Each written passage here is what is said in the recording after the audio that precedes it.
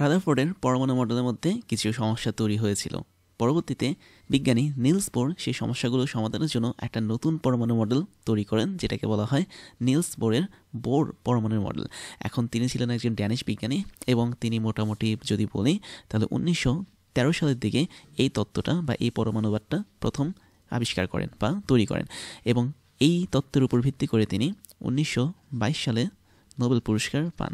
এবং তিনি বেসিক্যালি যেটা করেছেন সেটা হচ্ছে ম্যাক্স প্লাঙ্কের যে কোয়ান্টাম তত্ত্ব ছিল পরমাণু নিয়ে, সেই কোয়ান্টাম তত্ত্বের উপর ভিত্তি করে তার এই পরমাণু মডেলটা তৈরি হয়েছিল। আমরা কোয়ান্টাম তত্ত্ব কিন্তু অলরেডি জেনেছি যে কোনো একটা তড়িৎচুম্বকীয় তরঙ্গের শক্তি কণা যেটা বা কোয়ান্টা যেটা বা ফোটন যেটা, সেটা বিচ্ছিন্নভাবে ফ্লো হয় বা প্রবাহিত হয়।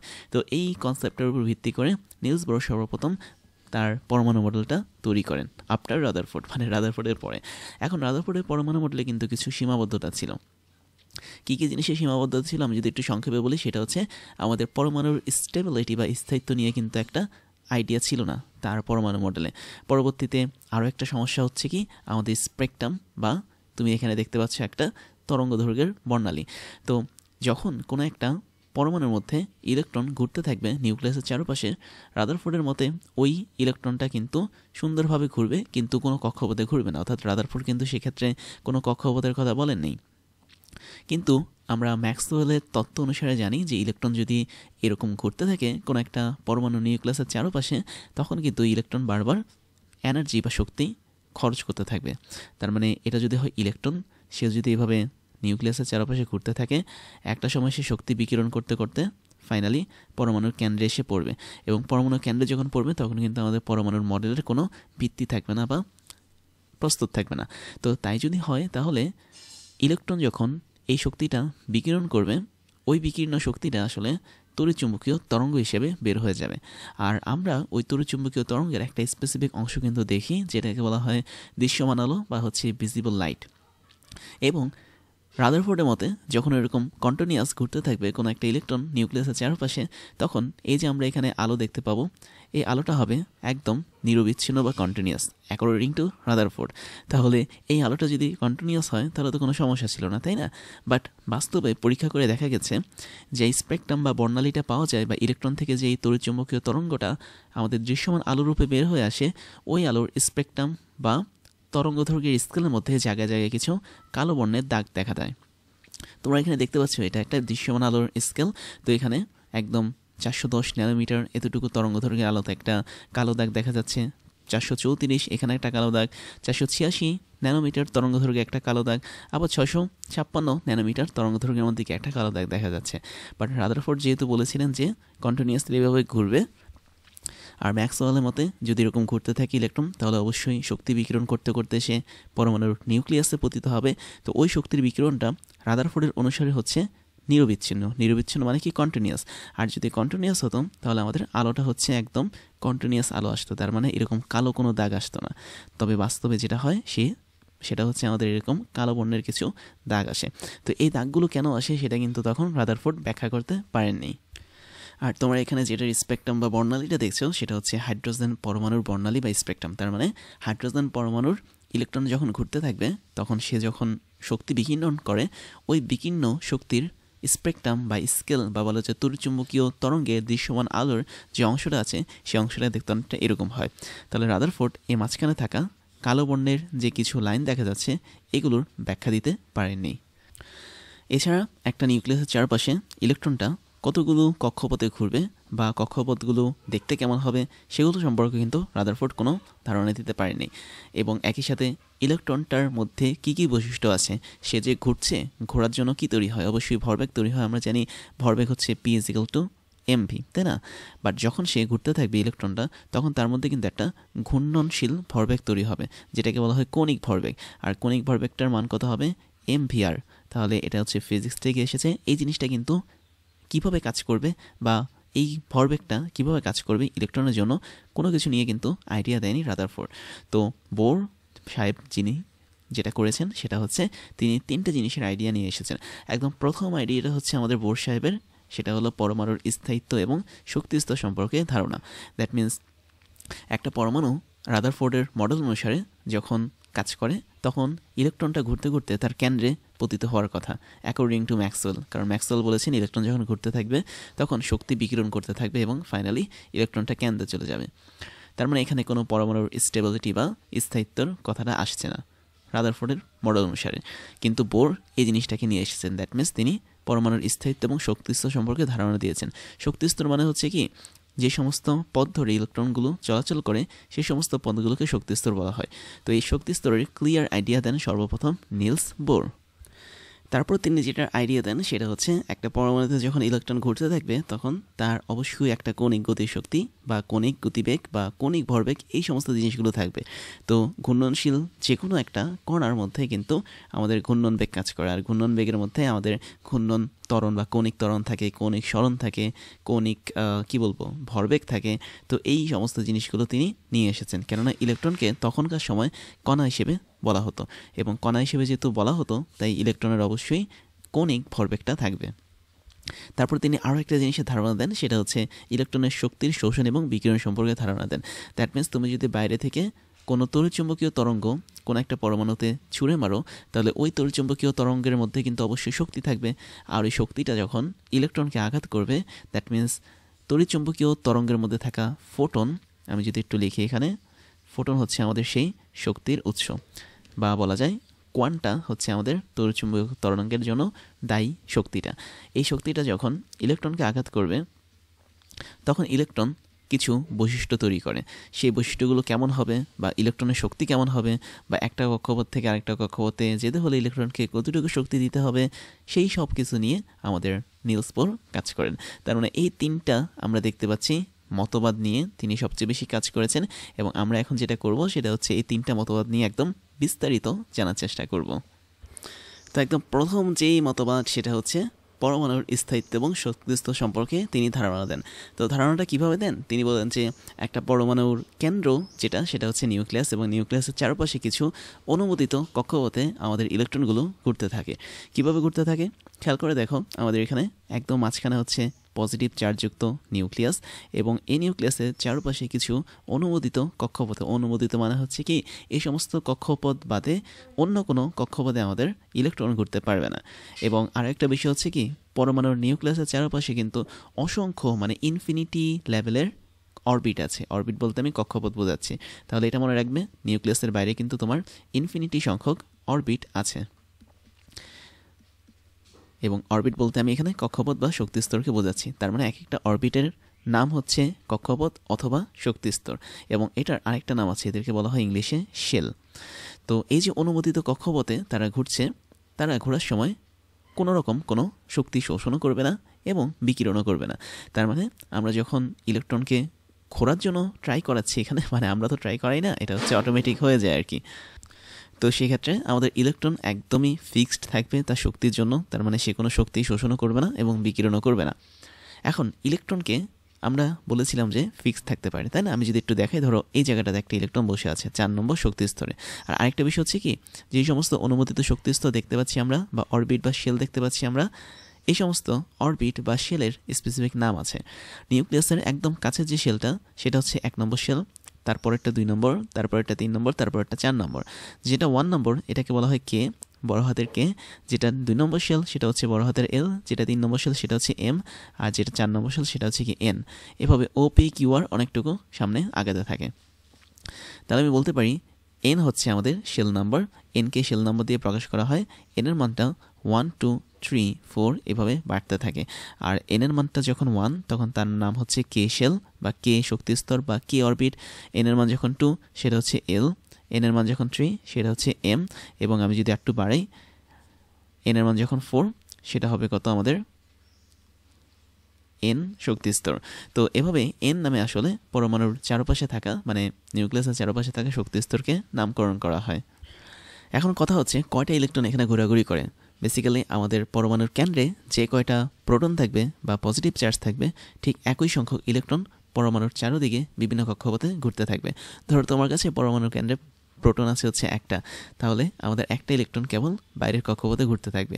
আর যখন কোনো একটা পরমাণুতে একটা প্রোটন থাকবে এবং একটা ইলেকট্রন থাকবে, তখন একটা প্রোটন মাঝখানে আমাদের নিউক্লিয়াসের মধ্যে থাকবে এবং একটা ইলেকট্রন সবচেয়ে কাছে যেই শক্তিস্তরটা আছে, দ্যাট মিনস কে শক্তি স্তর বা কে শেল ওখানে অবস্থান করবে এবং প্রত্যেকটা কক্ষপথের মধ্যে কয়টা করে ইলেকট্রন অবস্থান করবে সেটা নিয়ে আমরা পরবর্তীতে জানব যখন আমরা বিভিন্ন ধরনের ইলেকট্রনিক কনফিগারেশন বা ইলেকট্রন বিন্যাস পড়ব।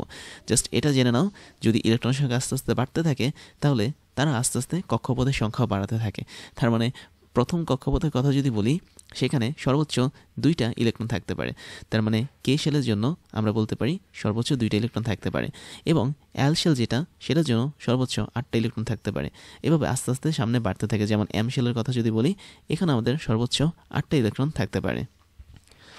তারপরে আমাদের এন শেল যেটা, সেটার মধ্যে সর্বোচ্চ 18টি ইলেকট্রন থাকতে পারে। এভাবে আস্তে আস্তে সংখ্যাটা বাড়ে, বাট এটা আমরা এখন বিস্তারিত দেখব না, কারণ এগুলো আমরা দেখব হচ্ছে যখন আমরা ইলেকট্রন বিন্যাস নিয়ে পড়ব তখন। আবার আরেকটা বিষয় হচ্ছে, আমি যতই এখানে অনেকগুলো ইলেকট্রন দেখি না কেন, দ্যাট মিনস তোমরা দেখতে পাচ্ছ 2টা, 8টা, 8টা, 18টা, তার মানে অনেকগুলো ইলেকট্রন এখানে আমরা দেখতে পাচ্ছি। এতগুলো ইলেকট্রনের জন্য আমাদের মিস্টার বোর সাহেব মডেলটা তৈরি করেননি। বোরের পরমাণু মডেল সবসময় মনে রাখবা একটা মাত্র ইলেকট্রনের জন্য তৈরি। তার মানে একটা ইলেকট্রন আছে এরকম পরমাণু বা অ্যাটমের জন্য বোরের যেই মতবাদটা আছে সেটা তিনি তৈরি করেছিলেন। তাহলে একটা ইলেকট্রন কার কার আছে, আমরা চোখ বন্ধ করে বলতে পারি হাইড্রোজেনে কিন্তু একটা ইলেকট্রন আছে। আবার আমরা চোখ খোলা রেখে বলতে পারি হিলিয়ামের একটা ইলেকট্রন আছে, যদি আমি হিলিয়াম পজিটিভ চার্জ করি, অর্থাৎ হিলিয়াম থেকে যদি আমি 2টা ইলেকট্রনের মধ্যে একটা ইলেকট্রন নিয়ে নিই তাহলে সেটা হবে কি হিলিয়াম পজিটিভ চার্জ। তারপর আমরা আরেকবার একটু চোখ খোলা রাখি যদি, তাহলে লিথিয়ামের থেকে আমি যদি 2টা ইলেকট্রনকে টেনে নিই সেখানে কিন্তু একটা ইলেকট্রন থাকবে। বেরিলিয়াম থেকে তুমি যদি 3টা ইলেকট্রন টেনে নাও তাহলে সেখানে একটা ইলেকট্রন থাকবে। এবং তারপর হচ্ছে বোরন থেকে তুমি যদি 4টা ইলেকট্রন টেনে নাও তাহলে কয়টা থাকবে, ইলেকট্রন একটাই থাকবে। তো এই যে আমি এখানে কিছু আয়ন লিখেছি বা পরমাণুর কথা লিখেছি, এদের জন্য কেবলমাত্র বোরের পরমাণু মডেলটা কাজ করে। তাই এখানে যে আমি 2, 8, 8, 18 এতগুলো ইলেকট্রনের কথা বললাম, বোর সাহেব যিনি মানে মডেলটা তৈরি করেছেন, তিনি ওই সময়টাতে এই এতগুলো ইলেকট্রনের জন্য মডেলটা তৈরি করেননি। তিনি কেবলমাত্র একটা ইলেকট্রন যুক্ত পরমাণুর জন্য মডেলটা তৈরি করেছেন। তার মানে তোমাদের খেয়াল রাখতে হবে, আমি যতই বলি না কেন কে শেল, এল শেল, এম শেল অথবা এন শেলে এতগুলো ইলেকট্রন থাকে, এটা কিন্তু বোরের কথা ছিল না, এটা পরবর্তীতে তৈরি হয়েছে বা আবিষ্কার হয়েছে। এখন তোমাদের কাছে একটা ঝামেলা হতে পারে। ঝামেলাটা হচ্ছে কি, আমি বলেছিলাম যে পরমাণুতে যখন ইলেকট্রন এভাবে ঘুরতে থাকে নির্দিষ্ট কক্ষপথে, তখন ইলেকট্রন শক্তি শোষণও করে না বা শক্তি বিকিরণও করে না। এখন ইলেকট্রন যদি শক্তি শোষণ নাও করে বা বিকিরণ নাও যদি করে, তাহলে ইলেকট্রন তো স্থির থাকার কথা, তাই না? কারণ আমরা জানি কোনো একটি ইলেকট্রন যখন শক্তি নেয় তখন সে গতিশীল হয়, আর শক্তি যখন থাকে না তার, সে তখন স্থির থাকে। বাট এই ঘটনাটাও সে ঘটাতে পারে না। কেন পারে না? কারণ তুমি যদি ধরে নাও এই ইলেকট্রনটাকে, ধরো সে একটা নির্দিষ্ট কক্ষপথে বসে আছে, আমি এটা মুছে দিলাম। তো ইলেকট্রনটাকে যখন আমি স্থির হিসেবে ধরবো তখন ইলেকট্রনের মধ্যে একটা বল কাজ করবে এবং সেই বলটা হচ্ছে নিউক্লিয়াস কর্তৃক বল। দ্যাট মিনস নিউক্লিয়াস চাবে কি, এই নেগেটিভ ইলেকট্রনটাকে তার দিকে টেনে আনার জন্য। তাহলে নিউক্লিয়াসের মধ্যে খুব খুশি খুশি একটা ভাব থাকবে, কেননা ইলেকট্রনটি স্থিরভাবে বসে রয়েছে বা স্টেবলভাবে বসে রয়েছে, বা বলা যায় ইলেকট্রনের ভ্যালোসিটি বা বেগ হচ্ছে 0। কিন্তু ইলেকট্রন যখন এই নিউক্লিয়াসের মধ্যে চলে আসবে তখন টোটাল পরমাণু মডেলটা কিন্তু একদম ধ্বংস হয়ে যাবে বা ড্যামেজ হয়ে যাবে। তার মানে ইলেকট্রনকে আমরা স্থির রাখতে পারবো না। কোনো একটা কাহিনী করতে হবে ইলেকট্রনের মধ্যে, যাতে ইলেকট্রনটা পরমাণুর কেন্দ্রে নিউক্লিয়াসের মধ্যে না যায়। তাহলে তুমি কি করতে পারো, একটাই কাজ করতে পারো, সেটা হচ্ছে ইলেকট্রনটাকে ঘূর্ণনশীল করতে পারো। যেমন আমরা দেখতে পারি যে পৃথিবীর চারপাশে চাঁদ ঘুরঘুর করছে, অথবা আমাদের সূর্যের চারপাশে পৃথিবী কিন্তু ঘুরঘুর করছে। এখন পৃথিবী যদি কোনো মতে স্থির হয়ে থাকে তখন আমাদের সূর্যটা কিন্তু পৃথিবীটাকে গিলে খাবে, তার মানে তার দিকে টেনে নিয়ে যাবে। তার মানে এখানেও কিন্তু সেম কাহিনী ঘটছে। আমরা বলতে পারি ইলেকট্রনটাকে অবশ্যই ঘুরতে হবে, এমনভাবে ঘুরতে হবে যাতে সেটা নিউক্লিয়াসের মধ্যে পতিত না হয় এবং একটা নির্দিষ্ট কক্ষপথ ধরে, দ্যাট মিনস এরকম একটা বৃত্তাকার কক্ষপথ ধরে যেন খুব সুন্দরভাবে সে চলাচল করতে পারে। সেটা করার জন্য আমাদের একটা এখন হিসাব দেখতে হবে। সেটা হচ্ছে কি, তুমি কিন্তু এমনি এমনি ইলেকট্রনকে ঘোরাতে পারবে না, একটা নির্দিষ্ট বল এখানে কাজ করবে। যে কোনো ঘূর্ণনশীল বস্তুর জন্য কিন্তু 2 ধরনের বল কাজ করে, একটা হচ্ছে কেন্দ্রমুখী বল, আরেকটা হচ্ছে কি কেন্দ্রবিমুখী বল। আবার খেয়াল করো, আমাদের ইলেকট্রনটাকে কিন্তু টানছে কে, নিউক্লিয়াস। তার মানে ইলেকট্রনটা হচ্ছে নেগেটিভ চার্জযুক্ত, নিউক্লিয়াস হচ্ছে পজিটিভ চার্জযুক্ত। তাই এদের মধ্যে একটা ইলেকট্রোস্ট্যাটিক ফোর্স বা বলা যায় তড়িৎ বল কাজ করে।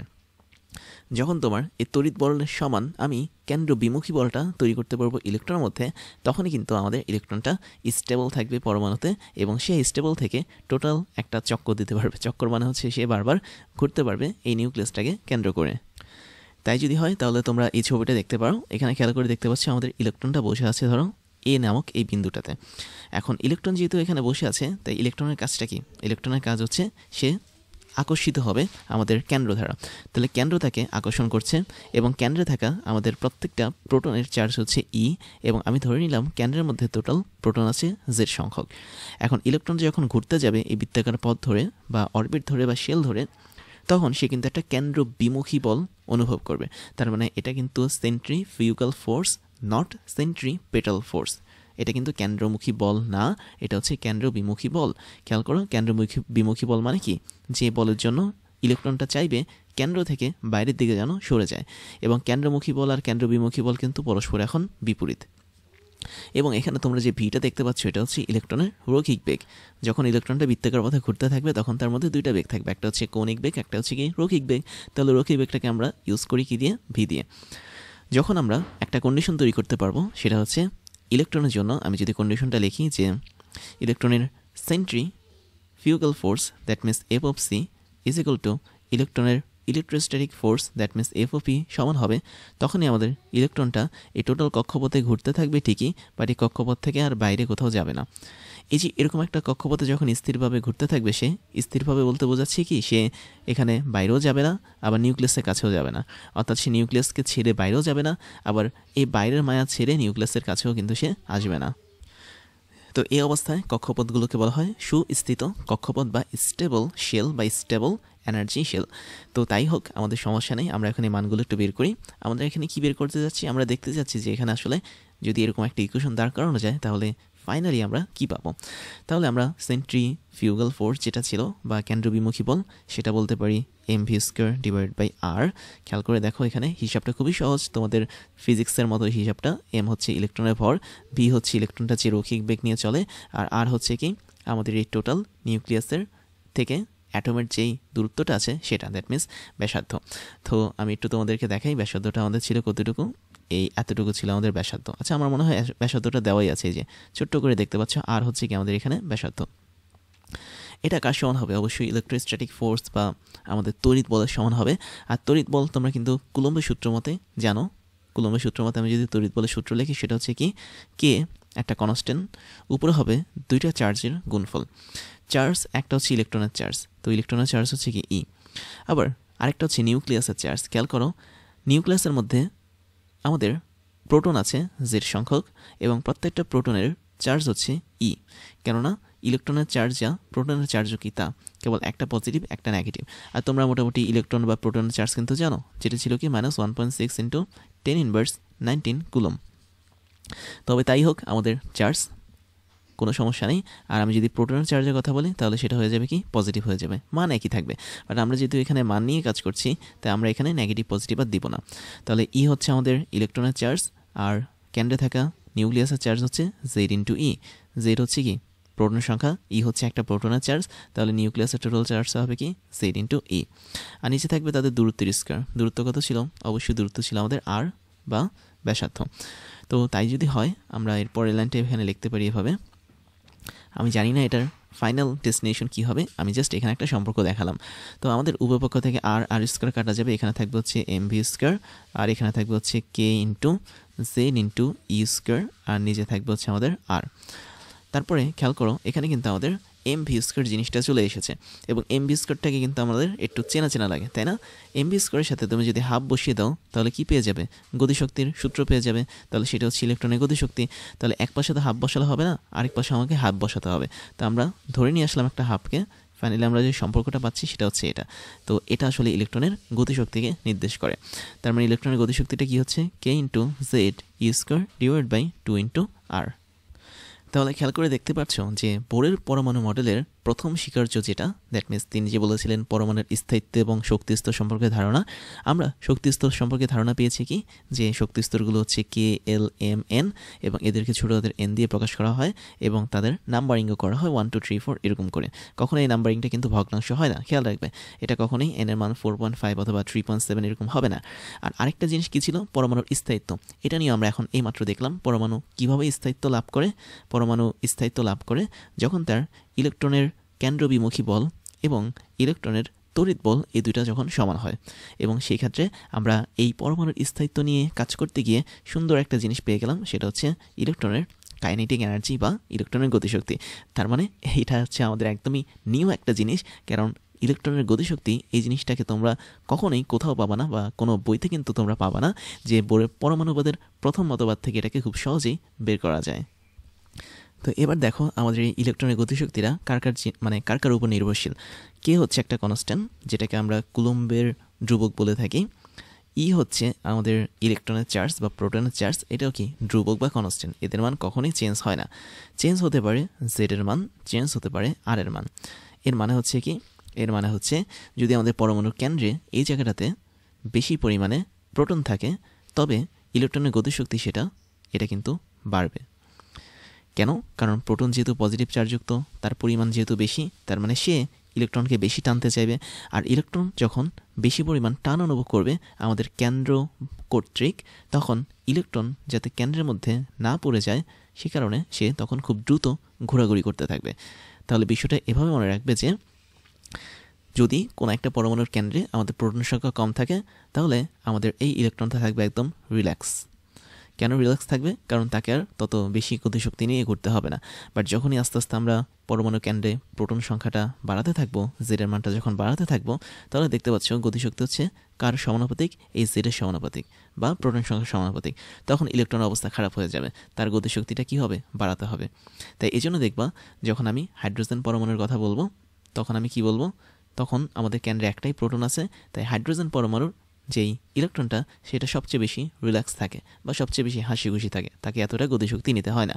আর আমি যখন কোনো উচ্চ পারমাণবিক সংখ্যা বিশিষ্ট কোনো একটা পরমাণুর কথা বলবো, যেমন আমি যদি বলি তোমাকে কিসের কথা, সোডিয়ামের কথা বলি, কথার কথা, তো সোডিয়ামের মধ্যে কিন্তু কেন্দ্রে 12টা প্রোটন আছে, তাই না?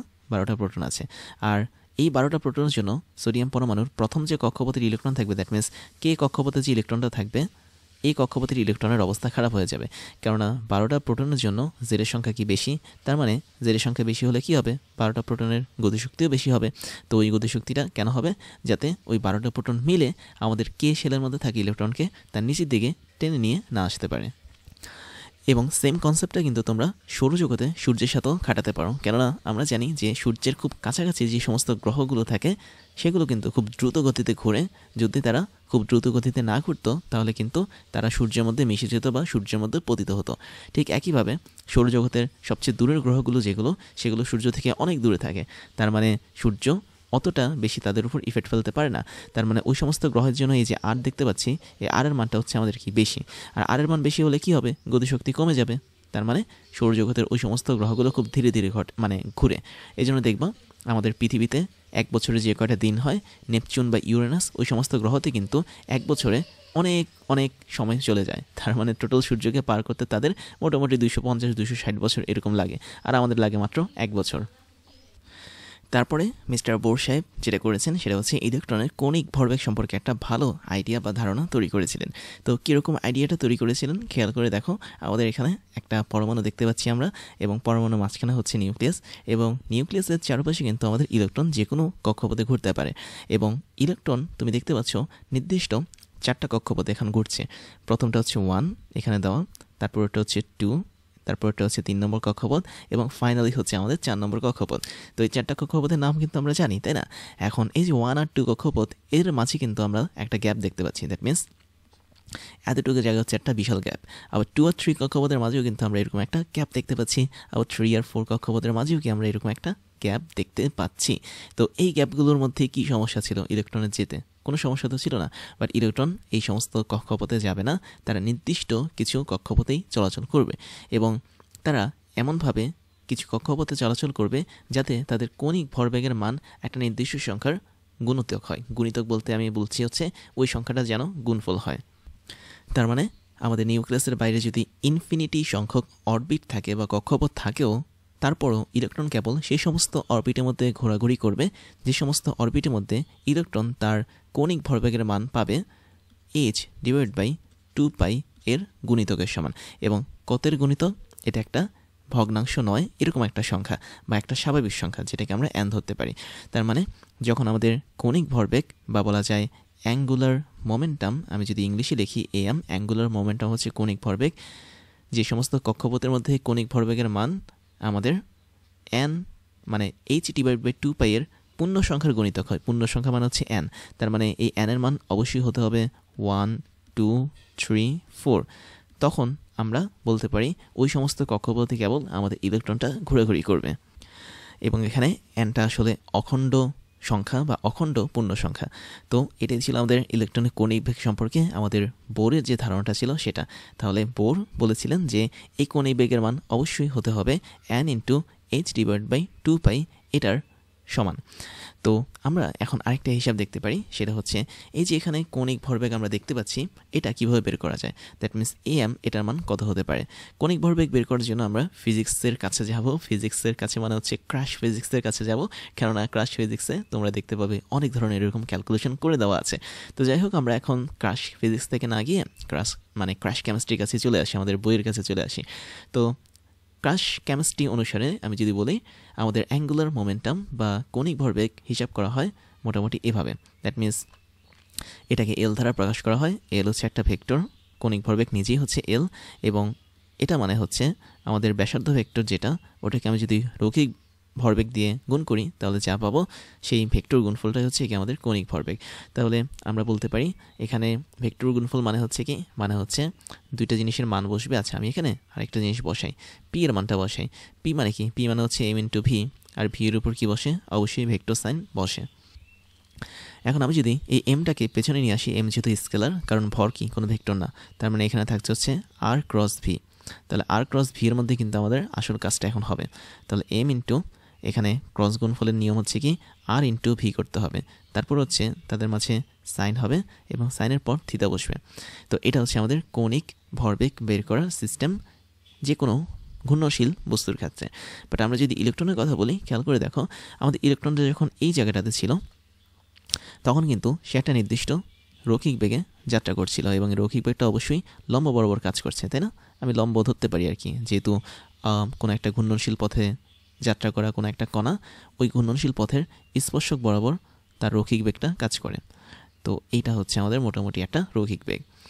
এবং এই রৈখিক বেগের সাপেক্ষে আমাদের ব্যাসার্ধ ভেক্টরটা কীভাবে কাজ করবে সবসময় মনে রাখবা, ব্যাসার্ধ ভেক্টর হচ্ছে কেন্দ্র থেকে বাইরের দিকে কাজ করে, এই যে এই তীর বরাবর কাজ করবে।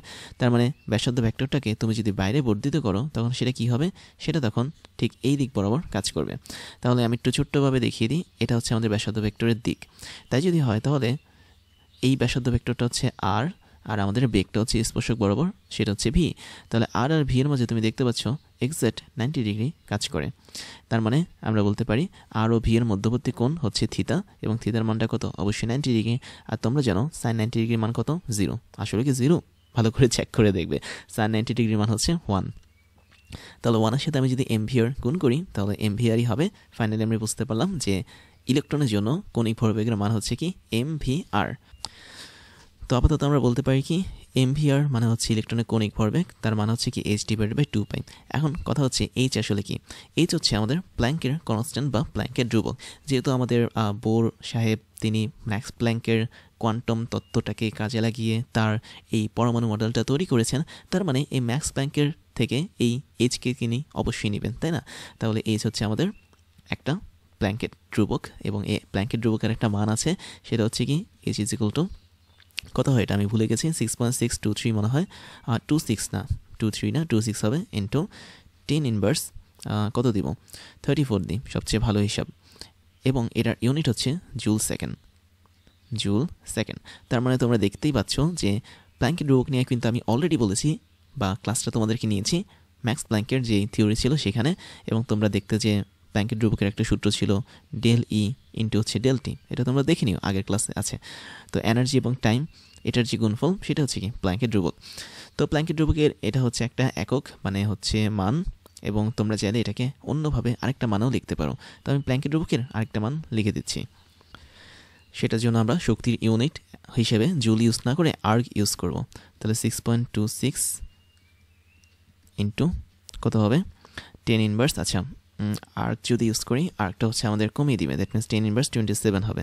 এটা হচ্ছে আর্ক মানে হচ্ছে ইআরজি ইন্টু সেকেন্ড, মানে আমি শুধু এস লিখলাম। তো আর্ক হচ্ছে আমাদের এনার্জি বা শক্তির আরও একটা ইউনিট।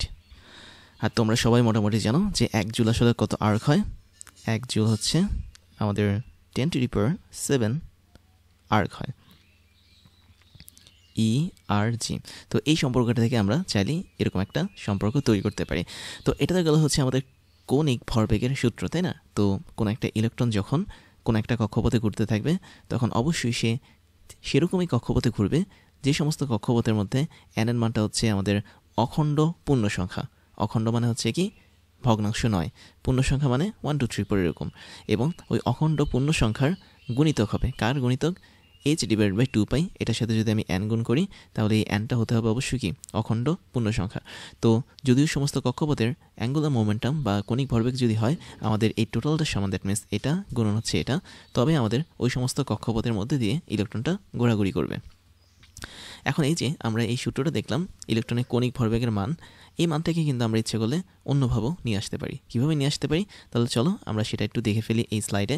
সেটা হচ্ছে কি, ধরো তোমার ইলেকট্রনটা একটা নির্দিষ্ট কণাকে কেন্দ্র করে ঘুরছে, এই হচ্ছে আমাদের সেই ইলেকট্রনের ঘূর্ণন পথ, আর মাঝখানে হচ্ছে কি আমাদের নিউক্লিয়াস। তো আমি একটু নিউক্লিয়াসকে প্লাস দিলাম। ইলেকট্রনটা যখন ঘুরবে অবশ্যই ইলেকট্রনের মধ্যে আমরা জানি দুই ধরনের ধর্ম থাকে, একটা হচ্ছে কণা ধর্ম, আরেকটা হচ্ছে কি তরঙ্গ ধর্ম। এখন তরঙ্গ ধর্ম হিসেবে যদি ঘুরে তাহলে আমি বলতে পারি ইলেকট্রনটা এই একটা তরঙ্গ পূর্ণ করলো, ইলেকট্রন আরেকটা তরঙ্গ পূর্ণ করলো, ইলেকট্রন আরেকটা তরঙ্গ পূর্ণ করলো। তার মানে এরকম ইলেকট্রন অসংখ্য তরঙ্গ পূর্ণ করে আমাদের টোটাল এই জায়গাটাতে ঘোরা শুরু করবে। আচ্ছা আমি মনে হয় কেটে দিয়েছি, তো যাই হোক আমি একটু দেখাচ্ছি আবার। ইলেকট্রন যখন কোনো একটা পরমাণুতে ঘুরতে থাকবে তার চারপাশে, তখন অবশ্যই তার মধ্যে কণা ধর্ম থাকবে আবার তরঙ্গ ধর্ম থাকবে। তো এই যে তোমরা অনেকগুলো তরঙ্গ দেখতে পাচ্ছ, আমি যদি বলি পূর্ণ তরঙ্গ কতটুকু জাস্ট মার্ক করে দিই, এটা হচ্ছে একটা তরঙ্গ শুরু হয়েছে, এই একটা তরঙ্গ শেষ হয়েছে, এটা একটা পূর্ণ তরঙ্গ। আবার আরেকটা মার্ক করি, এটা একটা তরঙ্গ, এটা হচ্ছে আরেকটা তরঙ্গ। তার মানে এইটুকু জায়গা হচ্ছে আমাদের একটা করে তরঙ্গ বা বলা যায় একটা ওয়েভ তৈরি করছে আমাদের ইলেকট্রন। এখন এটাও তোমরা জানো একটা তরঙ্গ যতটুকু দৈর্ঘ্য অতিক্রম করে সেটা হচ্ছে কি তরঙ্গের দৈর্ঘ্য বা ল্যামডা। তার মানে এখান থেকে এখানে যে দৈর্ঘ্য সেটাকে বলা হয় ল্যামডা। তাই আমি বলতে পারি এখান থেকে এখানে যে দূরত্বটা, সেই দূরত্বটা হচ্ছে কি আমাদের অবশ্যই একটা ল্যামডা হিসেবে কাজ করবে। আর এরকম যদি অসংখ্য তরঙ্গ কাজ করে, ধরো যাক আমাদের এখানে n সংখ্যক তরঙ্গ কাজ করছে, তাহলে n সংখ্যক তরঙ্গ যদি কাজ করে তাহলে সবগুলো তরঙ্গের যে দৈর্ঘ্য সেটা হবে কি n ইন্টু ল্যামডা। তাহলে n ইন্টু ল্যামডা মানে হচ্ছে কি টোটাল তরঙ্গের দৈর্ঘ্য বা টোটাল ওয়েভলেন্থ। এবং তুমি দেখতে পাচ্ছ এই টোটাল তরঙ্গটা এই টোটাল বৃত্তাকার পথে কিন্তু কাজ করে। এবং বোরের পরমাণু মডেলের ক্ষেত্রে বোর কিন্তু বলেছিলেন যে বৃত্তাকার কিছু মানে সুস্পষ্ট কক্ষপথ ধরেই কিন্তু পরমাণুগুলো ঘুরতে থাকে। তার মানে তখনকার সময় কিন্তু এটা বৃত্তাকার হিসেবে প্রচলন ছিল। আর একটা বৃত্তের টোটাল পরিধির সমান দৈর্ঘ্য যদি অতিক্রম করে আমাদের এই তরঙ্গটা, তার মানে এটার মানে হচ্ছে কি 2πr, যেখানে আর হচ্ছে আমাদের নিউক্লিয়াস থেকে এই টোটাল পরমাণু যেই কেন্দ্র পর্যন্ত, মানে কেন্দ্র থেকে আসলে ওই প্রান্ত পর্যন্ত যে দূরত্ব সেটার মান। দ্যাট মিনস এখান থেকে এখানের এতটুকুর মান হচ্ছে কি আমাদের আর। তো আমি বলতে পারি ফাইনালি n ইন্টু ল্যামডা এটার মানে হচ্ছে কি আমাদের 2πr। তারপর আবার আমরা জানি যে ইলেকট্রন যেহেতু একটা নির্দিষ্ট শক্তি নিয়ে ঘুরছে, তাহলে এই শক্তিটা আমরা এখন বের করতে পারবো কিভাবে। আমরা আরেকটা জিনিস জানি, সেটা হচ্ছে আইনস্টাইন বলেছিলেন যে বিচ্ছুরিত কণার বিকিরণ বা শোষিত শক্তি হচ্ছে আমাদের ক্ষুদ্রতম একক বা ফোটন। এবং ম্যাক্স প্ল্যাঙ্কও কিন্তু সেই কথাটাই বলেছেন। তাহলে ম্যাক্স প্ল্যাঙ্কের মতে আমরা জানি যে কোনো একটা তড়িৎচুম্বকীয় তরঙ্গ বা কণার শক্তি বা ফোটনের শক্তি হচ্ছে মানে E=h নিউ, যেখানে E হচ্ছে একটা ফোটনের শক্তি, H হচ্ছে প্ল্যাঙ্কের দ্রবক, আর নিউ হচ্ছে কি তার কম্পাঙ্ক। আর আমরা আইনস্টাইনের মতে জানি যে কোনো একটা শক্তি বা এনার্জি E=m/c², যেখানে m হচ্ছে কি ওই বস্তুটার ভর, c হচ্ছে আলোর বেগ। তাই যদি হয় তাহলে আমরা এই দুটাকে কিন্তু কম্বাইন করতে পারি। কেন আমরা এই দুটাকে কম্বাইন করছি? কারণ এখানে এই দুটোই কিন্তু আমাদের তরঙ্গ নির্দেশ করে এবং একই সাথে কণা নির্দেশ করে। খেয়াল করো ম্যাক্স প্ল্যাঙ্কের সূত্রটা কিন্তু তরঙ্গ নির্দেশ করছে, কারণ আমাদের এখানে নিউ আছে, নিউটা হচ্ছে কি আমাদের অবশ্যই কম্পাঙ্ক, আর তরঙ্গের মধ্যে কিন্তু কম্পাঙ্কটা থাকে। আইনস্টাইন তিনি কিন্তু নির্দেশ করছেন কণাকে, কারণ কণার বৈশিষ্ট্য হচ্ছে কি ভর, তার মানে এখানে কিন্তু ভর আমরা m দেখতে পাচ্ছি। তাহলে একটা ইলেকট্রন যখন ঘুরবে তখন তার মধ্যে একই সাথে কণা ধর্ম থাকবে এবং তরঙ্গ ধর্ম থাকবে। তো কণা ধর্মের জন্য আমরা নিয়েছি আইনস্টাইনের সূত্রটা এবং তরঙ্গ ধর্মের জন্য আমরা নিয়েছি ম্যাক্স প্ল্যাঙ্কের এই সূত্রটা। তো এই দুটোকে তুমি যদি কম্বাইন করো তাহলে তুমি পাবে h/μ=mc²। তো তাই যদি হয় আমরা এখানে নিউটাকে ভাঙাতে পারি, কারণ নিউ মানে হচ্ছে কি কম্পাঙ্ক। কম্পাঙ্ক মানে কি? কম্পাঙ্ক মানে হচ্ছে বেগ ডিভাইড বাই তরঙ্গদৈর্ঘ্য। আর এখানে যেহেতু তড়িৎচুম্বকীয় তরঙ্গ নিয়ে কাজ করব, বা আমরা বলতে পারি ইলেকট্রোম্যাগনেটিক ওয়েভ নিয়ে কাজ করব, তাই সেটার গতিবেগ হবে আলোর বেগ বা সি এর সমান। তাহলে নিউ যেটা, এটার টোটাল মান হচ্ছে এটা, আর এই পাশে হচ্ছে আমাদের এমসিউ স্কয়ার থাকছে। তো এটাকে যদি আমি হিসাব করি কত পাবো, আমি এখানে সিসি কাটা দিব, আমরা এখান থেকে এম ইন্টু সি পাবো। আচ্ছা, আমরা এখানে এইভাবে লিখি এইচ ডিভাইড বাই ল্যামডা, আর ওখান থেকে যদি সি কাটা যায় তাহলে এটা হচ্ছে আমাদের এম সি এর মান। তাহলে এইচ ডিভাইড বাই ল্যামডা হচ্ছে কি আমাদের এম এবং সি এর মান। এখন এই মানটা আমরা একটু মডিফাই করতে পারি, আমরা শুধুমাত্র ল্যামডার মানটা বের করতে পারি। তাহলে এখান থেকে আমি ল্যামডার মান পাবো কত, আচ্ছা আমি পাশে লিখি, এখানে লিখি। তাহলে এখানে আমি ল্যামডার মান পাবো হচ্ছে কত পাবো, এইচ ডিভাইড বাই এমসি পাবো, ঠিক আছে। তো এটা যদি পাই, এখন আমরা এই ল্যামডার মানটা এই সমীকরণটাতে বসাই, দ্যাট মিনস এটাকে তুমি 1 নং সমীকরণ ধরতে পারো। এখানে যদি ল্যামডার মান বসাই, আমি একটু ভিন্ন কালারে দেখাই, তাহলে আমি পাবো 2πr, যেটা ছিল কোনো একটা মানে বৃত্তের ব্যাসার্ধ বা বলা যায় কোনো একটা কক্ষপথের ব্যাসার্ধ, is equal to n into lambda. Lambda মান ছিল h divide by m into c. তাই যদি হয় তাহলে আমরা এখান থেকে যেটা করি সেটা হচ্ছে আমরা এক কাজ করি, আমরা এখান থেকে আরটাকে এবং এমসিকে একসাথে রাখি, তাহলে সবচেয়ে ভালো হবে। আর এবং এমসি একসাথে থাকবে, তাহলে এটা হবে এম সি আর। আর এই পাশে কী চলে যাবে, এন ইন্টু এইচ আগে থেকে ছিল, আর নিচে আসছে আমাদের 2 ইন্টু পাই। তো দেখো তো আমাদের সূত্রটা একদম কমপ্লিট হয়ে গেছে না, একদম কমপ্লিট হয়ে গেছে। কেননা আমরা এখানে আলোর বেগ হিসেবে ভি ধরতে পারি, বা তড়িৎচুম্বকীয় তরঙ্গের বেগ হিসেবে ভি ধরতে পারি। এটার মানে কি আমাদের n into h divide by 2 into pi. তাহলে কোনো একটা ইলেকট্রন কেবলমাত্র সেই সমস্ত কক্ষপথেই ঘুরতে থাকবে যে সমস্ত কক্ষপথে ঘুরলে তার কণিক ভরবেগের মান হবে এন এইচ ইন্টু 2 পাইয়ের সমান, মানে এন এইচ ডিভাইড বাই 2 পাইয়ের সমান। যেখানে এন এর মানটা অবশ্যই হতে হবে অখণ্ড পূর্ণ সংখ্যা, দ্যাট মিনস 1 2 3 4 এরকম চলতে থাকবে। তার মানে আমি বলতে পারি যে এটাকে আসলে বোরের কোয়ান্টায়ন বলা হয়।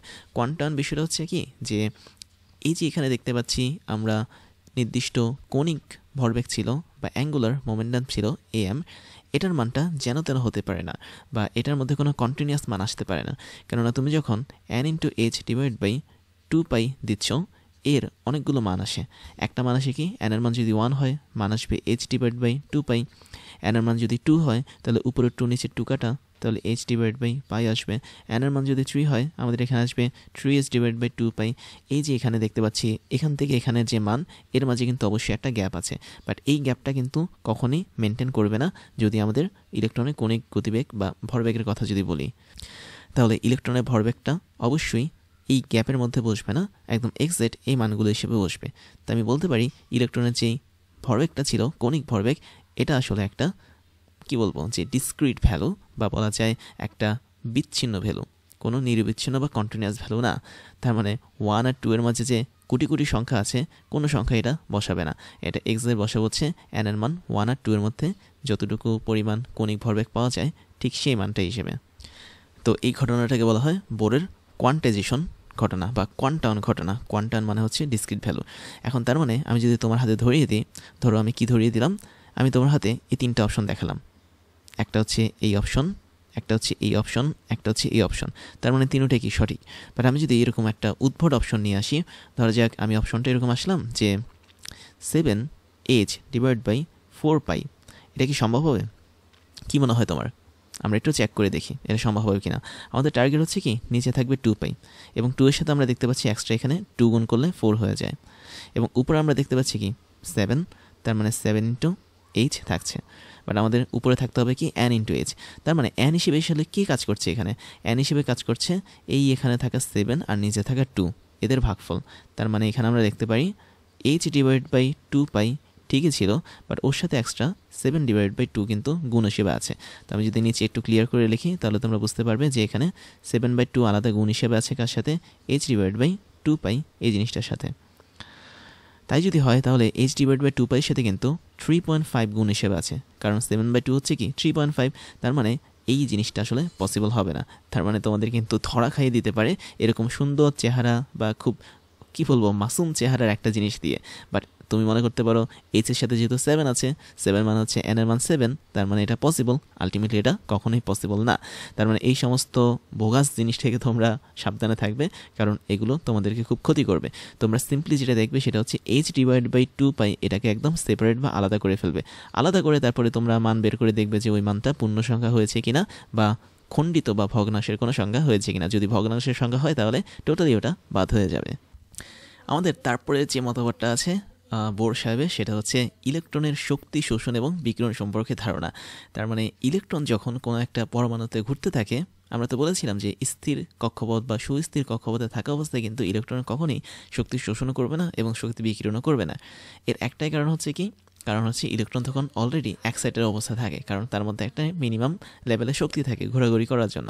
বাট বেশিরভাগ সময় যেটা হয় সেটা হচ্ছে গ্রাউন্ড স্টেট বা পরমাণুর একদম কাছাকাছি, মানে নিউক্লিয়াসের সবচেয়ে কাছে যে স্তরটা আছে, দ্যাট মিনস কে শেল বা n=1, যেটার জন্য আমি বলেছিলাম, সেই স্তরের ইলেকট্রন কিন্তু খুব সহজেই ফোটনকে টেনে নেয়। তার মানে তার মধ্যে যদি আমি তড়িৎচুম্বকীয় তরঙ্গ ইউজ করি তাহলে সেখান থেকে সে কিছু শক্তি টেনে নেবে, তারপরে সে ওই শক্তি টেনে নিয়ে উপরের কক্ষপথে জাম্প করবে বা লাফ দিবে।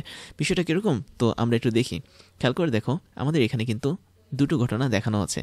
তো দুটা ঘটনার মধ্যে আমরা একটা ঘটনা দেখতে পাচ্ছি, সেটা হচ্ছে ইলেকট্রন যখন উচ্চ শক্তি স্তরে থাকে, খেয়াল করে এটা একটা উচ্চ শক্তি স্তর, এখানে উচ্চ শক্তি স্তর, এটাও কি উচ্চ শক্তি স্তর, তখন সে কিন্তু তার শক্তি বিকিরণ করতে পারে।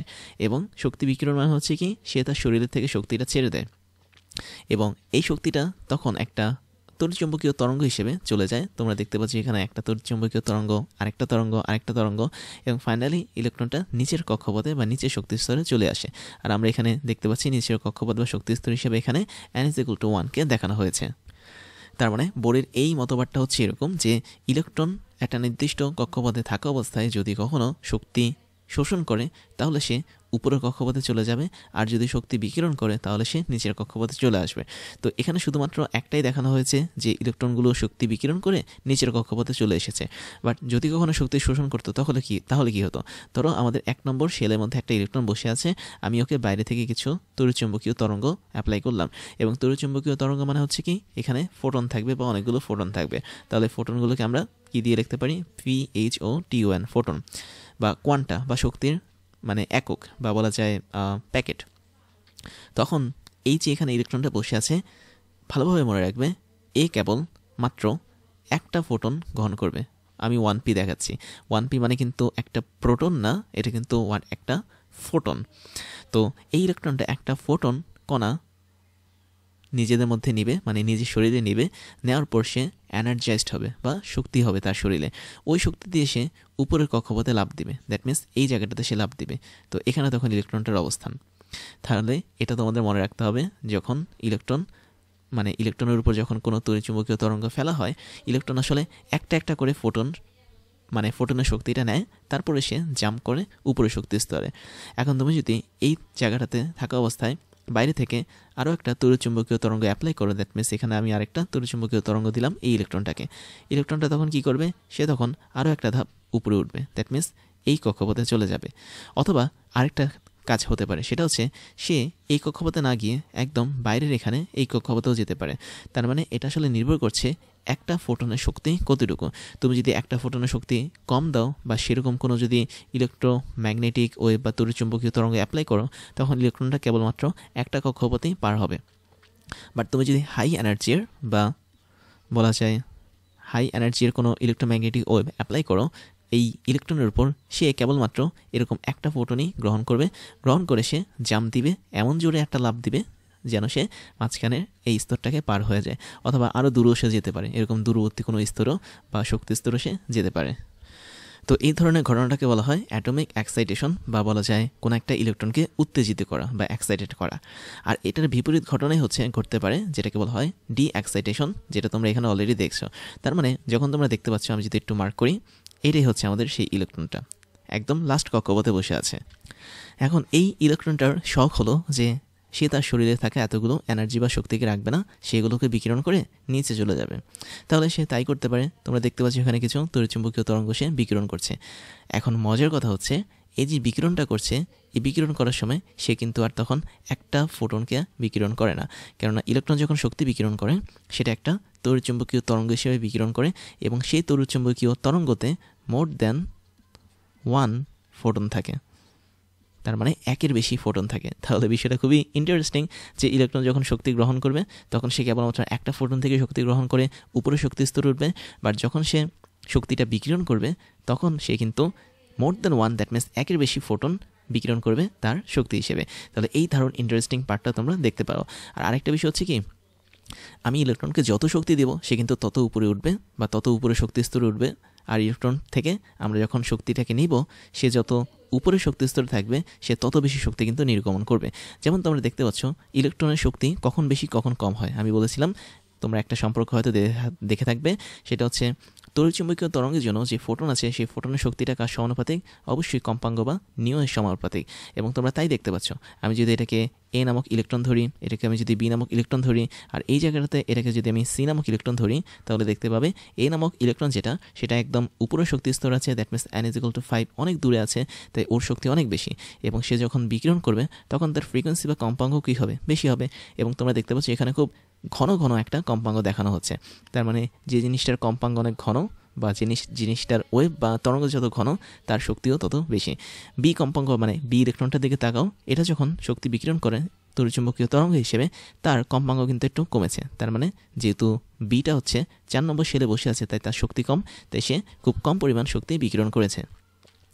সি এই ইলেকট্রনটার দিকে তাকাও, সে যখন শক্তি বিকিরণ করেছে তুমি দেখবা এটার কম্পাঙ্ক আরও কম, কারণ এটা কেবলমাত্র n=3 এই শক্তি বা কক্ষপথে বসে আছে। তাহলে আমরা বলতে পারি যে কোনো একটা ইলেকট্রন যখন শক্তি বিকিরণ করে তখন সে একের বেশি ফোটন নির্গমন করে তড়িৎচুম্বকীয় তরঙ্গ হিসেবে, আর যখন সে শক্তিটা শোষণ করে তখন সে কেবলমাত্র একটা ফোটন থেকে শক্তি শোষণ করে তারপরে উপরের শক্তি স্তরে বা তার চেয়ে বেশি শক্তি স্তরে লাফ দেয়। এখন আমরা যদি 1 নম্বর কক্ষপথটা দেখি, খেয়াল করে দেখো খুব ছোট্টভাবে আমাদের 1 নম্বর কক্ষপথটা দেখানো হয়েছে। আমি একটু রেড কালারে দেখাচ্ছি তোমাদেরকে। এই যে এটা হচ্ছে আমাদের 1 নম্বর কক্ষপথ। আমি যদি এখানে একটা ইলেকট্রনের কথা ধরি তাহলে এই ইলেকট্রনটার অবশ্যই একটা শক্তি আছে, কেননা শক্তি না থাকলে কিন্তু সে নিউক্লিয়াসকে কেন্দ্র করে ঘুরতে পারবে না। তো এই শক্তিটাকে বলা হয় ইলেকট্রনের সবচেয়ে লোয়ার শক্তি বা লো কোয়ালিটির শক্তি। তাহলে এই লো কোয়ালিটির শক্তিটাকে আমি ধরে নিলাম হচ্ছে ই অফ লো। তাহলে এই যে 1 নম্বর কক্ষপথটাকে বলা হয় গ্রাউন্ড স্টেট বা বলা হয় গ্রাউন্ড অবস্থা, যে অবস্থাতে আমাদের ইলেকট্রনের মধ্যে সবচেয়ে কম শক্তি থাকে এবং এই কম শক্তি দিয়ে সে কিন্তু টোটাল নিউক্লিয়াসকে কেন্দ্র করে ঘুরতে থাকে। এখন এই কম শক্তির ইলেকট্রনে আমি বাইরে থেকে একটা তড়িৎচুম্বকীয় তরঙ্গ নিক্ষেপ করলাম। তাহলে বাইরে থেকে যে তড়িৎচুম্বকীয় তরঙ্গটা আমি নিক্ষেপ করব সেই তড়িৎচুম্বকীয় তরঙ্গের একটা শক্তি আছে যেটাকে আমরা রেডিয়েশন বলতে পারি। কেন রেডিয়েশন বললাম? আচ্ছা, আমি এখানে শুধুমাত্র আর লিখি তাহলে বুঝতে সুবিধা হবে। তাই যদি হয় আমার মনে হয় আমরা একটা কাজ করি, আমরা একটু অন্য জায়গায় লিখি, যেহেতু এখানে একটা ছবি একটু পরে তোমরা দেখতে পাবে। আমরা এখানে লিখতে পারি যে আমাদের ইলেকট্রনের শক্তিটা হচ্ছে গ্রাউন্ড স্টেটে বা n=1 ওই জায়গাটাতে একদম লো, তাই এটা হচ্ছে ইএল। আমি বাইরে থেকে একটা রেডিয়েশন মারলাম, তাহলে রেডিয়েশনের শক্তি হচ্ছে কত? ই অফ আর। এবং এই রেডিয়েশন বা শক্তি মারার ফলে ইলেকট্রনটা একটা হাই এনার্জি পেল এবং সেই এনার্জি বা শক্তি নিয়ে সে একদম টোটাল এই দুটো যোগফল হিসেবে বাইরে চলে গেল। দ্যাট মিনস ওই কক্ষপথ থেকে সে বাইরে চলে গেল। ধরো ইলেকট্রনটা এই কক্ষপথ থেকে সরাসরি 3 নম্বর কক্ষপথে এই জায়গাটাতে চলে আসলো। তার মানে এই জায়গাটাতে যখন আমাদের ইলেকট্রনটা থাকবে তখন তার টোটাল শক্তি হবে কি? ইএল প্লাস হচ্ছে ইআর, যেখানে ইএল হচ্ছে ইলেকট্রনের সবচেয়ে কম শক্তি, যেটা সে যখন n=1 এই কক্ষপথে ছিল সেই শক্তিটা, প্লাস হচ্ছে ইআর মানে যতটুকু তড়িৎচুম্বকীয় তরঙ্গ আমি ছুঁড়ে মেরেছি সেই রেডিয়েশনের শক্তি। তাহলে ইলেকট্রনটা যখন 1 নম্বর কক্ষপথ থেকে 3 নম্বর কক্ষপথে যাবে তখন তার মধ্যে টোটাল শক্তি থাকবে হচ্ছে ইএল প্লাস ইআর, এবং এটাই হচ্ছে কি আমাদের ইলেকট্রনের হাই শক্তি বা বলা যায় সবচেয়ে বেশি শক্তি। এটাকে আমি ইএইচ হিসেবে লিখতে পারি। এখন ইএইচটা আসলে কি নির্দেশ করে? ইএইচটা আসলে নির্দেশ করে n যখন 3 তখন ইলেকট্রন যে শক্তি নিয়ে চলছে কক্ষপথে ওই শক্তিটা, আর ইএল বলতে আমি বোঝাচ্ছি ইলেকট্রন যখন গ্রাউন্ড স্টেটে বা একদম প্রথম শক্তি স্তরে তখন তার শক্তিটা, আর ইআরটা হচ্ছে কি আমরা যেই তড়িৎচুম্বকীয় তরঙ্গ নিক্ষেপ করেছি ইলেকট্রোম্যাগনেটিক ওয়েভ ওটার শক্তি। তাহলে এখান থেকে আমরা স্পষ্ট কিন্তু ইলেকট্রোম্যাগনেটিক ওয়েভ যেটা আমি নিক্ষেপ করেছি ইআর তার ইকুয়েশন বা সমীকরণটা লিখতে পারি। তাহলে আমরা যে ইলেকট্রোম্যাগনেটিক ওয়েভ বা তড়িৎচুম্বকীয় তরঙ্গ নিক্ষেপ করেছি তার শক্তিটা হচ্ছে কি ER=EH মাইনাস হচ্ছে EL। তবে তাই হোক আমরা এখানে টোটালটাকে পাচ্ছি ER=EH মাইনাস EL। এখন ER কি ছিল তোমরা জানো? ER বিষয়টা ছিল কি তড়িৎচুম্বকীয় তরঙ্গ এর শক্তি। তাহলে তড়িৎচুম্বকীয় তরঙ্গের শক্তিটা আমরা বের করেছিলাম এইচ ইন্টু নিউ এই সূত্র দ্বারা, তাই না? তার মানে এইচ ইন্টু নিউ যেটা, সেটাই হবে কি আমাদের ই এইচ মাইনাস হচ্ছে ই এল। আর এখানে ইএইচ হচ্ছে উচ্চ কক্ষপথে থাকা অবস্থায় ইলেকট্রনের শক্তি, আর ইএল হচ্ছে কি আমাদের নিম্ন কক্ষপথ থাকা অবস্থায় ইলেকট্রনের শক্তি। তারপর তোমরা চাইলে এই সূত্রটাকে এভাবে লিখতে পারো যে এইচ নিউ যেটা, সেটাকে আমরা ইচ্ছে করলে লিখতে পারি হচ্ছে কি হিসেবে, আমরা নিউটাকে ভাঙতে পারি। নিউ মানে হচ্ছে কি ছিল আমাদের ফ্রিকোয়েন্সি, মানে ছিল হচ্ছে ল্যামডা ডিভাইড বাই হচ্ছে ভি, এরকম একটা আমরা সূত্র ছিল না, ভি ডিভাইড বাই ল্যামডা এরকম একটা সূত্র ছিল। তো তাই যদি হয় তাহলে আমরা এইচ এখানে যা আছে তাই রাখবো, এবং তারপর যেটা করবো সেটা হচ্ছে, আচ্ছা কী করবো, ফ্রিকোয়েন্সি কিন্তু একটা সূত্র ছিল, এবং আই থিঙ্ক সূত্রটা হচ্ছে এরকম, বেগ ডিভাইড বাই হচ্ছে তরঙ্গ দৈর্ঘ্য। তাহলে তড়িৎচুম্বকীয় তরঙ্গের যে বেগটা সেটা হচ্ছে আলোর বেগ সি, এবং তরঙ্গ দৈর্ঘ্য মানে হচ্ছে কি ল্যামডা, আর এটা ইজ ইকুয়াল টু হচ্ছে এইচ হাই মাইনাস হচ্ছে এইচ এর লো, মানে ই লো আর কি, ই এইচ এবং ই এল এর বিয়োগফল। তাই যদি হয় তাহলে এখানে আমরা যে, আচ্ছা আমি এখানে মোর দ্যান ওয়ান এটা একটু কেটে দিচ্ছি। তোমরা জানো এখানে যে ইলেকট্রন আসবে সেটা হচ্ছে greater than one photon, not electron, একটার বেশি ফোটন থাকবে এখানে, তো গ্রেটার দ্যান ওয়ান ফোটন, এটা একটু লিখে রাখলাম। তো এখন দেখো এই যে ল্যামডার কথাটা বললাম, এই ল্যামডাটা আসলে কার ল্যামডা? তোমরা দেখতে পাচ্ছ ল্যামডাটা এসেছে কিন্তু তড়িৎচুম্বকীয় তরঙ্গ থেকে, তাই না? তার মানে এই তরঙ্গ দৈর্ঘ্যটা শুধুমাত্র ফোটনের তরঙ্গ দৈর্ঘ্য হিসেবে কাজ করবে, অন্য কোনো তরঙ্গ দৈর্ঘ্য হিসেবে কিন্তু কাজ করবে না। আবার এটা কখন ঘটে? এটা তখনই ঘটে যখন আমরা একটা নির্দিষ্ট তড়িৎচুম্বকীয় তরঙ্গকে অ্যাপ্লাই করব কোনো একটা ইলেকট্রনের উপর, তখন ইলেকট্রনটা ওই শক্তিটা নিয়ে তার উপরে শেলে বা উপরের কক্ষপথে চলে যাবে। এখন পরের কথাটা হচ্ছে কি, পরের কথাটা হচ্ছে এই যে এখানে একটা ইলেকট্রনটা বসে আছে, এই ইলেকট্রনটা যখন আবার শক্তি বিকিরণ করে নিচের কক্ষপথে নেমে আসবে, বা এক নম্বর কক্ষপথে যখন নেমে আসবে সে, তখন কতটুকু শক্তি সে বিকিরণ করবে? তখন সে এক্সাক্ট এতটুকু শক্তি বিকিরণ করবে। দ্যাট মিনস আমরা এখানে যে শক্তিটা বের করেছি h into c divide by lambda, এতটুকু শক্তি কিন্তু সে বিকিরণ করে আবার সে নিচের কক্ষপথে চলে আসবে বা ফেরত যাবে। তাই যদি হয় তাহলে আমরা এটা একটা সূত্র পেলাম। আচ্ছা এটাকে আমি একটু এই জায়গাটাতে লিখি, দ্যাট মিনস তোমরা এটাকে এই জায়গায় লিখতে পারো, আমি জাস্ট সিম্পলি এটাকে লিখতে পারি ইএইচ মাইনাস হচ্ছে ইএল, যার মান হচ্ছে কি আমাদের এই টোটালটা। এখন এটা কেন এই জায়গায় লিখলাম, কারণ তোমাদেরকে এখানে একটা দারুণ জিনিস দেখাবো, সেটা হচ্ছে এই জিনিসটা খেয়াল করে দেখো এখানে কি ঘটছে আমাদের। আচ্ছা এখানে n ইজ ইকুয়াল টু 3, এটা এখানে লিখি, ইএসটা ছিল হচ্ছে n ইজ ইকুয়াল টু 3 এর জন্য। ওকে যাই হোক, এটা n ইজ ইকুয়াল টু 3 এর জন্য ইলেকট্রনের টোটাল শক্তি ছিল তার মান। ওকে এখানে যেটা ঘটছে প্রথমটা হচ্ছে অ্যাটমিক এক্সাইটেশন, তার মানে খেয়াল করো একটা ইলেকট্রন আমাদের খুব কাছে ছিল, পরমাণুর একদম কেন্দ্রের কাছে ছিল, তো বা নিউক্লিয়াসের কাছে ছিল। যখন আমরা E is equal to H C divide by lambda এই তরঙ্গ দৈর্ঘ্যের মানে বলা যায় এই শক্তি সম্পন্ন একটা ফোটন কণা দিয়ে বা তড়িৎচুম্বকীয় তরঙ্গ দিয়ে ইলেকট্রনটাকে আঘাত করলাম, সে তখন এক্সাইটেড হয়ে বা উত্তেজিত হয়ে প্রথম কক্ষপথ থেকে একদম দ্বিতীয় কক্ষপথে চলে গেল, এটাকে বলা হয় অ্যাটমিক এক্সাইটেশন বা উত্তেজিত অবস্থা পরমাণুর। আবার সেম ইলেকট্রনটা যখন এই জায়গাটাতে ছিল সে তখন বিকিরণ করবে কতটুকু শক্তি, সেম এই পরিমাণ শক্তি বিকিরণ করবে, যেটাকে বলা হয় অ্যাটমিক ডি এক্সাইটেশন, এবং শক্তি বিকিরণ করে সে আবারও প্রথম কক্ষপথে চলে যাবে। এবং এটা যে সবসময় প্রথম কক্ষপথে ফিরে আসবে তা না, সেটা অন্যান্য কক্ষপথে কিন্তু ফিরে আসতে পারে। যেমন আমি যদি বলি আমাদের ইলেকট্রনটা যদি পঞ্চম কক্ষপথে থাকে, সে ইচ্ছে করলে শক্তি বিকিরণ করে চতুর্থ কক্ষপথে চলে আসতে পারে। আবার ইলেকট্রনটা যদি কখনো চতুর্থ কক্ষপথে থাকে তখন সে কিন্তু ইলেকট্রন মানে ফোটনকে বা তড়িৎচুম্বকীয় তরঙ্গকে বিকিরণ করে তৃতীয় কক্ষপথে চলে আসতে পারে। আবার ইলেকট্রনটা যদি কখনো পঞ্চম কক্ষপথে থাকে, সে কিন্তু তড়িৎচুম্বকীয় তরঙ্গ বিকিরণ করে আবার তৃতীয় কক্ষপথেও চলে আসতে পারে। এটা হচ্ছে জাস্ট তড়িৎচুম্বকীয় তরঙ্গের যে শক্তি, এই শক্তির উপর এই জিনিসটা নির্ভর করে যে কে কতটুকু শক্তি ছাড়লো, ওই শক্তির উপর ভিত্তি করে ইলেকট্রনগুলো ফিরে আসবে।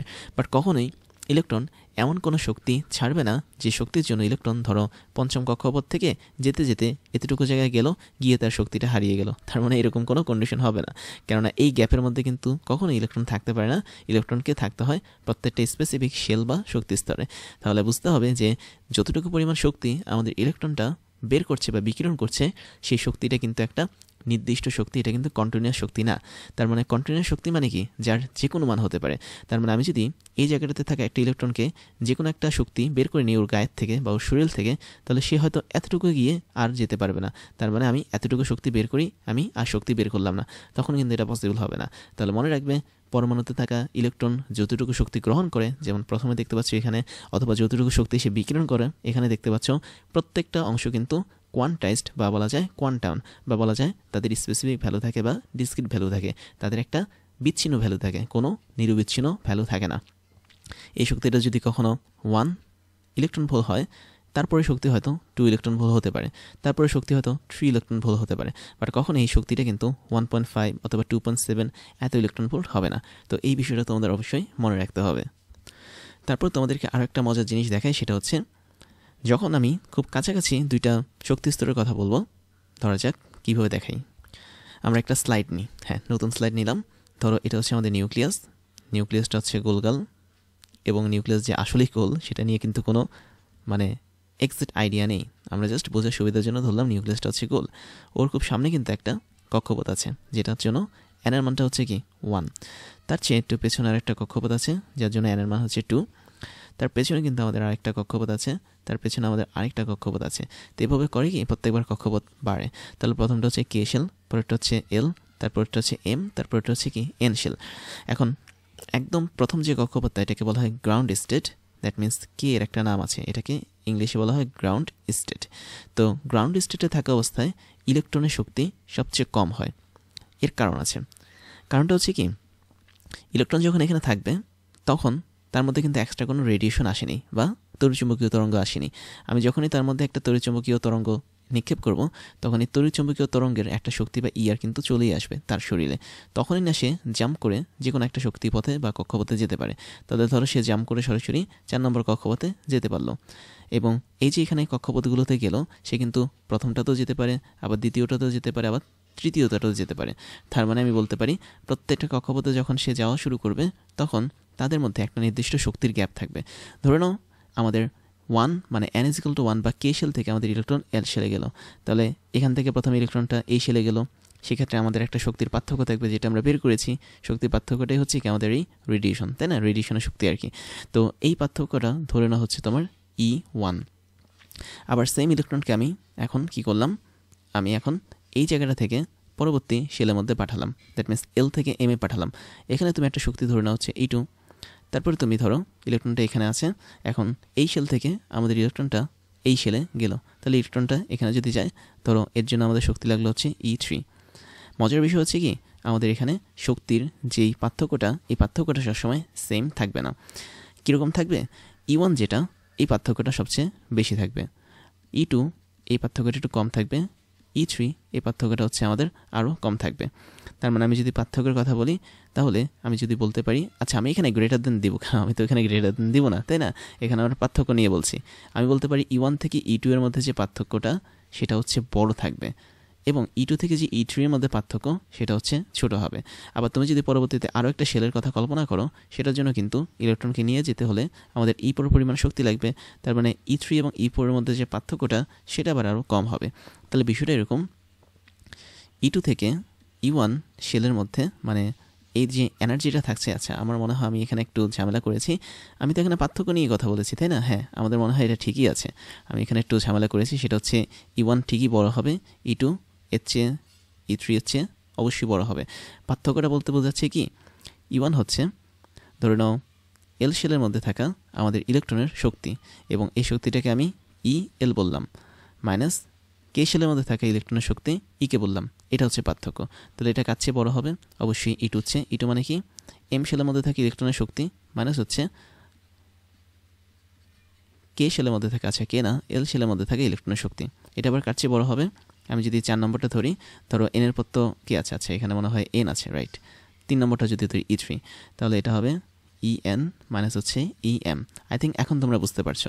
অর্থাৎ আমরা যদি এটাকে একটা ছোট্ট ছকের মাধ্যমে দেখাই, বা বলা যায় গ্রাফের মাধ্যমে যদি দেখাই, তাহলে তোমরা লক্ষ্য করবে যে গ্রাফের এক্স অ্যাক্সিস এবং ওয়াই অ্যাক্সিস অবশ্যই থাকবে, এবং এক্স অ্যাক্সিস বরাবর তুমি ধরে নেওয়া হচ্ছে গ্রাউন্ডগুলোকে ধরবে, দ্যাট মিনস এক্স অ্যাক্সিস বরাবর তুমি এনের মানগুলোকে ধরবে, আর ওয়াই অ্যাক্সিস বরাবর তুমি ধরবে হচ্ছে কতটুকু এনার্জি আছে সেটা, দ্যাট মিনস ই এর মানটা। আমরা এখানে গ্রাউন্ড ধরলাম না, আমরা এখানে একটা অন্যরকম স্কেল তৈরি করি। স্কেলটা হচ্ছে এরকম যে যদি একদম নিচের দিকে দেখি, তাহলে এটা ধরো হচ্ছে আমাদের গ্রাউন্ড স্টেট, এবং গ্রাউন্ড স্টেটে আমাদের এনের মান কত ছিল? 1।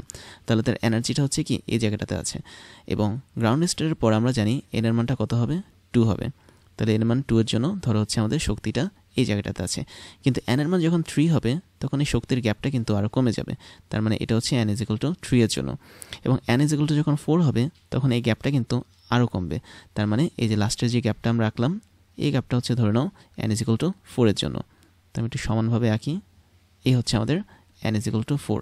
তাহলে বুঝতে পারছো যে প্রথম আর দ্বিতীয় কক্ষপথের মাঝখানে যে শক্তির পার্থক্যটা থাকে সেটা আবার বেশি হয় তৃতীয় এবং দ্বিতীয়ের মাঝের থেকে, আবার সেটা আরও বেশি হয় তৃতীয় এবং চতুর্থের মাঝে থেকে। তার মানে এই জিনিসটা তোমরা এভাবে দেখতে পারো অথবা গ্রাফের মাধ্যমে তোমরা এভাবে বুঝতে পারো।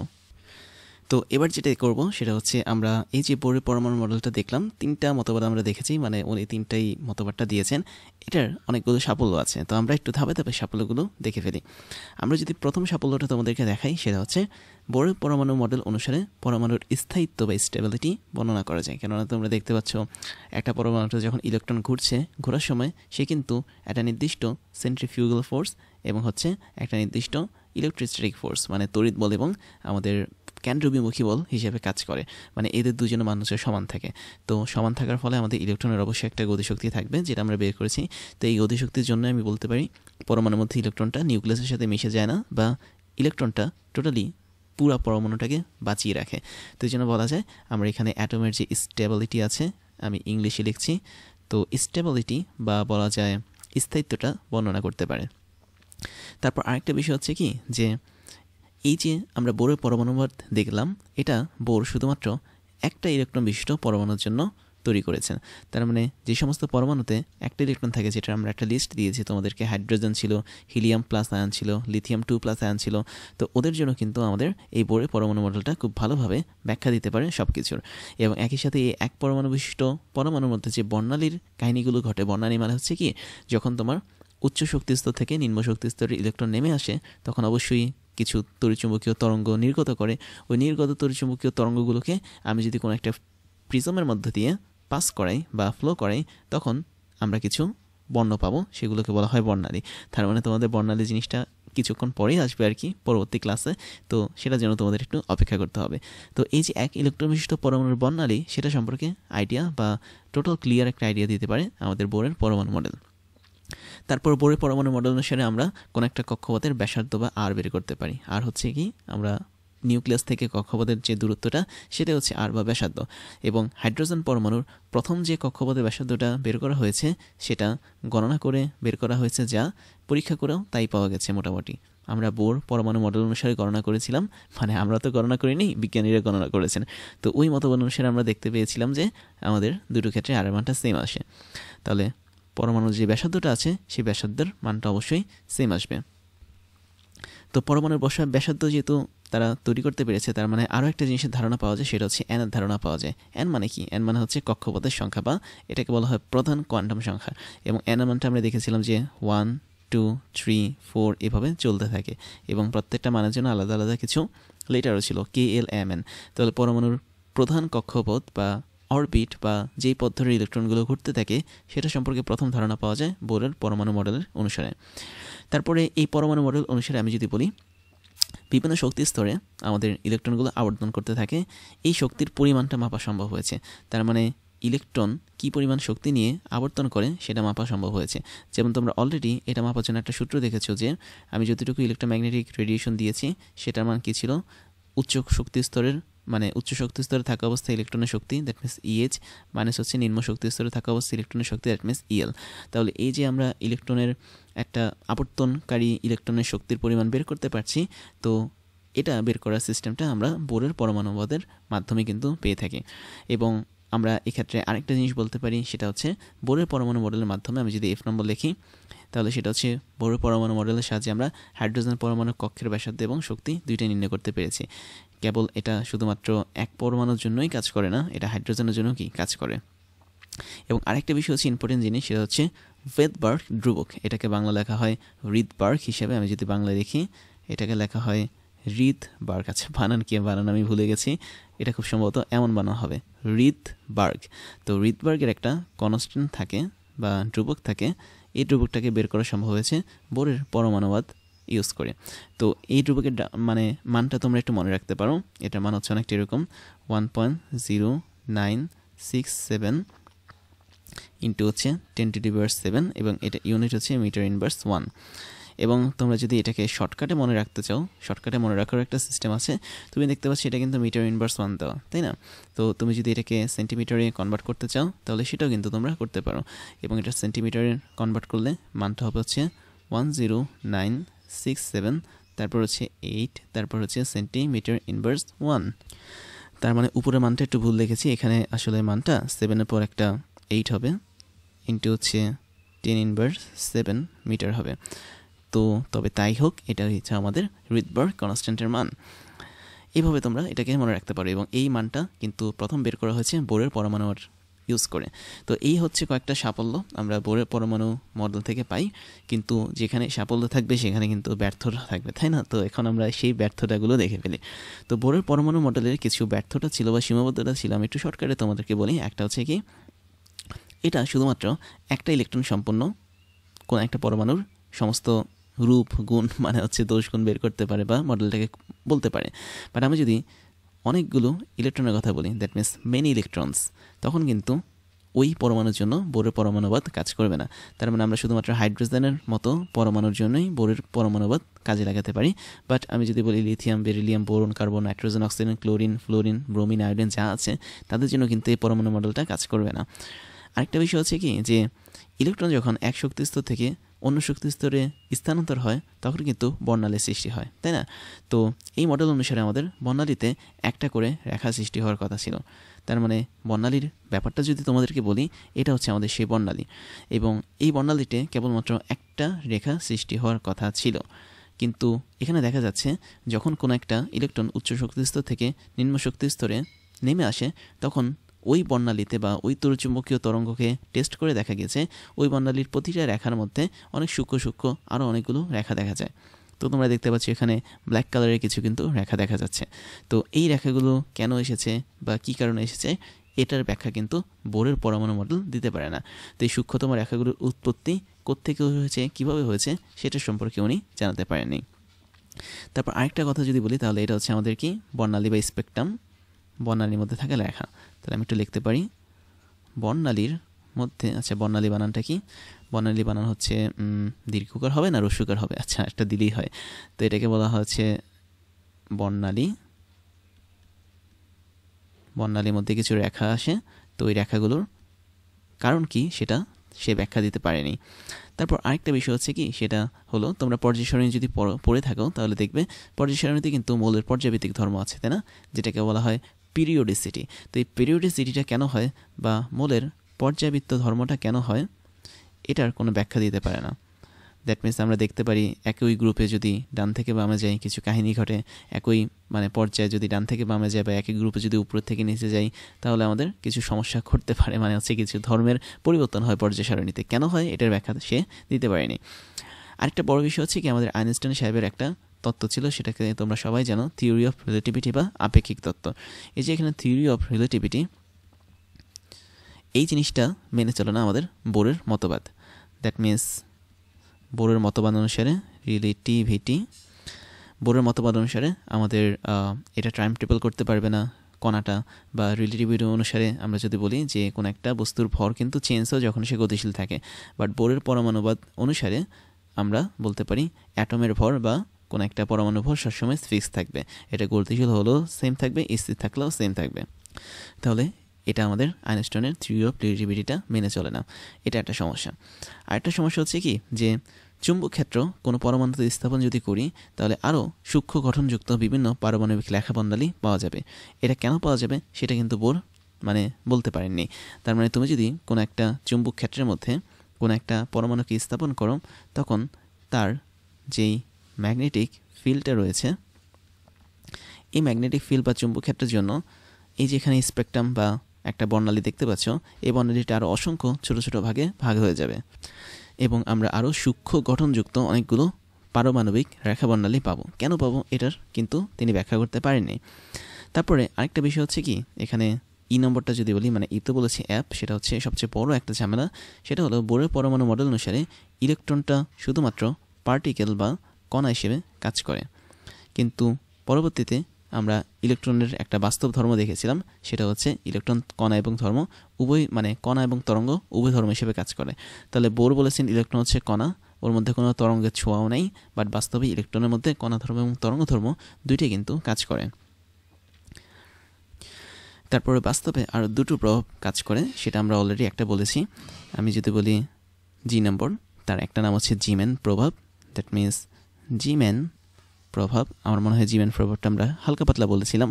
সেটা হচ্ছে কি, যে তুমি যদি কোনো একটা পরমাণুর মধ্যে তড়িৎ মানে চুম্বক ক্ষেত্র ইউজ করো বা বাহ্যিক কোনো চুম্বক ক্ষেত্র যদি ইউজ করো, তাহলে ওই পরমাণুর প্রতিটা পারমাণবিক বর্ণালী রেখা একাধিক রেখায় ভাগ হয়ে যাবে, এবং চুম্বক ক্ষেত্রের মান তুমি যতই বাড়ো না কেন ততই কিন্তু আমাদের রেখার ভাগের পরিমাণ বাড়বে। তার মানে এই যে এখানে পারমাণবিক বর্ণালীটা দেখতে পাচ্ছি, এই বর্ণালীটা ভেঙে টুকরো টুকরো হয়ে যাবে যদি তুমি চুম্বক ক্ষেত্র ইউজ করো কোনো একটা পরমাণুর উপর। এই প্রভাবটাকে বলা হচ্ছে জিম্যান প্রভাব। এবং আরেকটা প্রভাব আছে এখানে, সেটাকে বলা হয় স্টার্ক প্রভাব। তাহলে স্টার্ক প্রভাবটা হচ্ছে কীরকম? স্টার্ক প্রভাবটা হচ্ছে এখানে আমরা চুম্বক ক্ষেত্র ইউজ করবো না, আমরা এখন বিদ্যুৎ ক্ষেত্র ইউজ করবো, অর্থাৎ পজিটিভ নেগেটিভ চার্জ বা ভোল্টেজ সোর্স। তো যখন কোনো পরমাণুর মধ্যে আমরা বিদ্যুৎ ক্ষেত্র স্থাপন করি বা বিদ্যুৎ ক্ষেত্রের প্রভাব তৈরি করি, তখন পারমাণবিক বর্ণালীটা সেক্ষেত্রে অনেকগুলো ছোট ছোট স্তরে ভাগ হবে এবং সেটা একটা জটিল বর্ণালীর তৈরি করবে। তো এই যে জিম্যান প্রভাব এবং স্টার্ক প্রভাব, এই স্টার্ক প্রভাব ও জিম্যান প্রভাবটার মেইন কারণটা কি বা মেইন রিজনটা কি বা কজটা কি, সেটা কিন্তু কখনোই আমাদের বোরের পরমাণু মডেল বলতে পারিনি।